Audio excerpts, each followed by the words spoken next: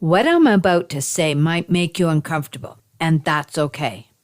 Sometimes we need a little discomfort to wake us up, because if you want your child to grow up happy, healthy, and still close to you, you must start by looking up. This is the Lessons for Life with Grandma Kate podcast. Each week I explore my 3 pillars for positive relationships: setting boundaries, speaking assertively, and resolving conflicts. These pillars help you build self-esteem so you can step into your power and live life on your terms. New episodes drop every Thursday, so hit that subscribe button and let's grow together. And if you're loving the podcast, a quick review helps more people find it. Like a lighthouse, steady and strong, let's shine a little brighter today. Do you ever look around your home and realize no one's present? Your kids are on screens, your partner's scrolling, and maybe so are you. I get it. Life is stressful. But if we're not careful, screen time apps will start doing the parenting while we're sitting right beside our kids. Like many of us, I grew up without a smartphone. But now, we're setting the example. We scroll at stoplights, check messages at dinner, and answer emails in the middle of conversations.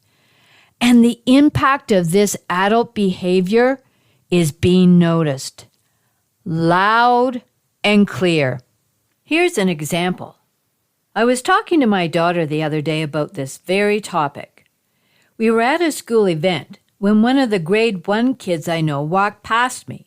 I said hi, but she didn't hear me. My daughter quickly pointed out the phone in her hand that she was looking at, but I noticed her mom walking just ahead of her, and the child was holding the phone the same way as her mom. It hit me in that moment. The mom wasn't just carrying a device. She was carrying a life lesson. Our kids don't just hear what we say, they mirror what we do. And the truth is, most of us don't even realize we're teaching them. That moment stayed with me, not just because it was eye-opening, but because it perfectly reflects what science now tells us. Our everyday interactions shape how a child's brain develops. Dr. Jean Clinton says it best in her book, Love Builds Brains. Kids need FaceTime, not screen time, especially in those early years when their brains are wiring for life. If they don't get connection, comfort, and conversation, they struggle later with learning, emotions, and self-worth.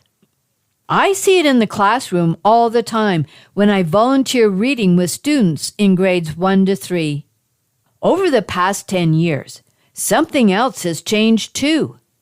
Real play and face-to-face time have dropped sharply.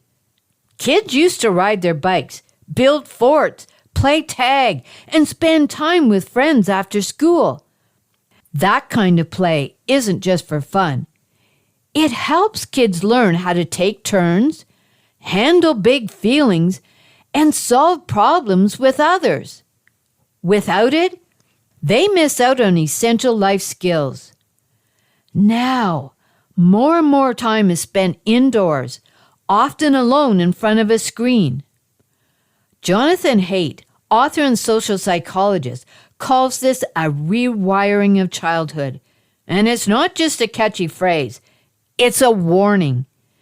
When the way children grow, learn, and connect changes this much, we can't ignore it.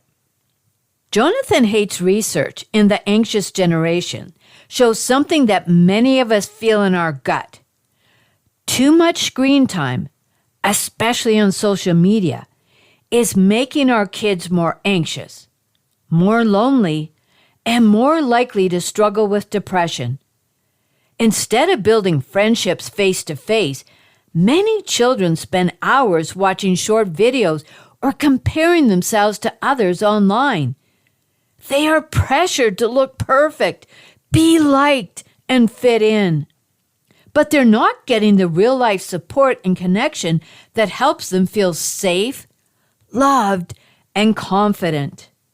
Because of this shift in how kids spend their time, many are missing out on learning the emotional and social skills they need to thrive, not just at home, but in school and with friends.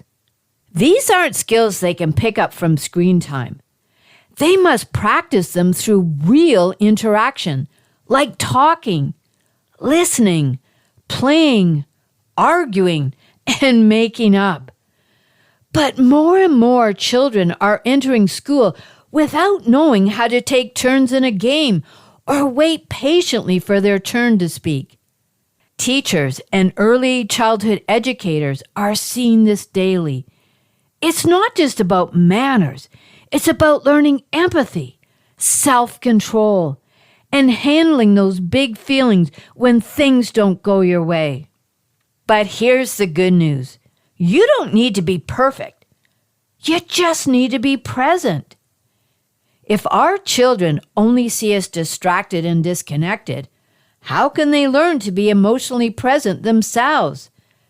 They need our guidance, our presence, and stories to help them build the inner tools that screens can never teach. I'm not saying we throw all our phones in the lake, but we must think about how we show up for ourselves and the kids watching us. Parenting isn't about being perfect. It is about being present. And I know these words can feel impossible when you're pulled in a dozen directions daily. You aren't ignoring your kids on purpose. You might be checking work emails, texting your ex back, answering to your boss, or trying to hold your household together with one hand while stirring the spaghetti sauce with the other. And when you do finally sit down, scrolling through a phone might be the only moment of quiet you've had all day. But even in the middle of that storm, there's still space for something better. Not bigger, not louder, just better. You don't need an hour of silence or a perfect bedtime routine. You need 1 minute where your phone is down, your eyes are up, and your child sees you seeing them. Imagine the difference if you traded screen time for FaceTime with your child. The truth is, kids aren't looking for perfection. They're looking for connection. They want to feel heard. They want to know they matter. That's not about grand gestures. It's about little things done consistently. And yes, screen time becomes the trigger for a fight. Your child refuses to turn off their tablet. Your teen scrolls through dinner, and your partner checks out during a conversation. These are the real moments where disconnection creeps in. But instead of reacting with frustration or blame, try pausing. Take a breath. Say what you need, not what you're angry about. You can say, I miss talking to you at dinner. Can we put our phones away for this meal? Or, it's hard to connect when we're both distracted. Can we chat for 10 minutes without screens? These are not accusations. They're invitations.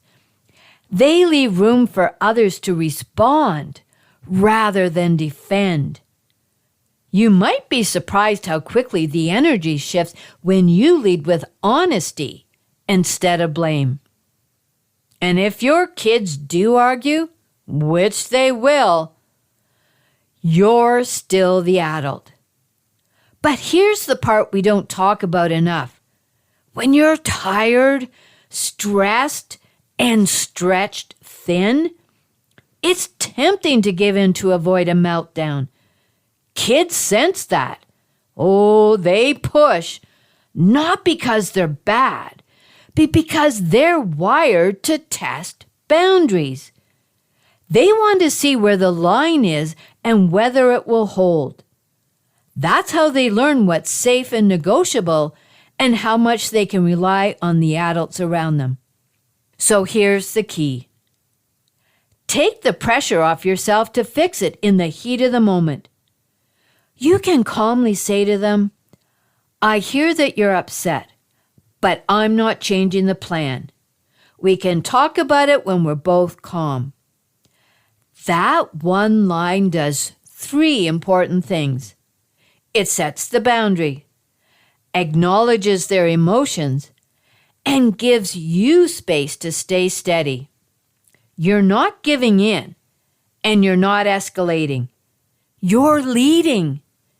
And over time, your child learns that limits are there to guide them, not punish them, and that you can be counted on to mean what you say.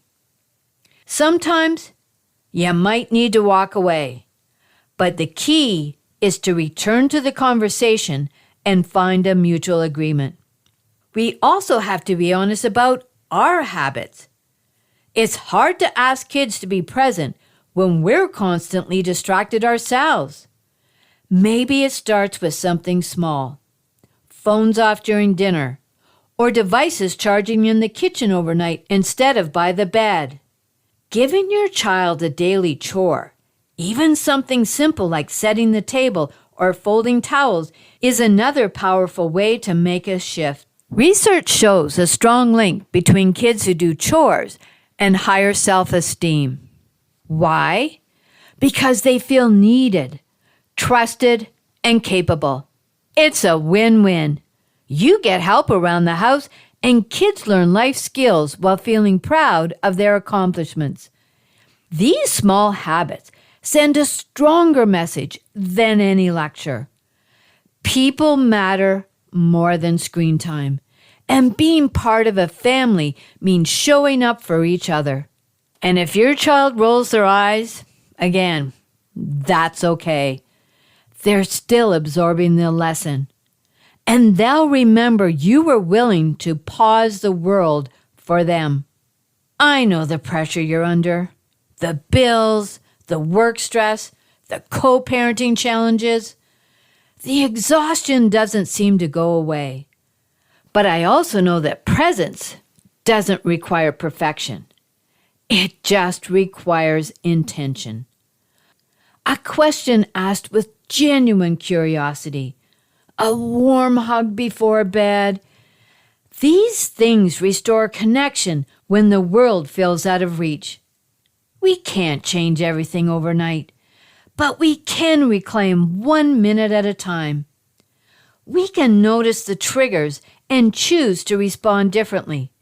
We can guide our children and ourselves back to what matters: relationships, connections, and inner peace.